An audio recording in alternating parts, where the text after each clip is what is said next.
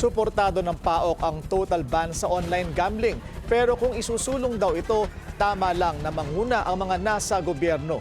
Narito ang agenda report ni Andrea Salve.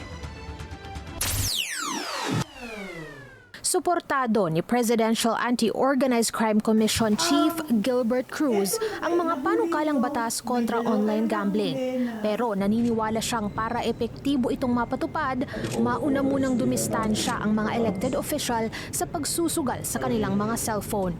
Sabi nga, di ba, hindi mo pwedeng ituro yung hindi mo hindi mo ginagawa, di ba? Paano mo sasabihin na total ban tayo and yet meron ka palang apps dito about gambling, di ba? Nasimulan na raw ng PAOK ang kanilang research sa online gambling. Pero kapag natapos ito, sa kanila irerekomenda sa Pangulo ang total ban. Pero sa kanyang hinuha, doon na rin papunta si PBBM.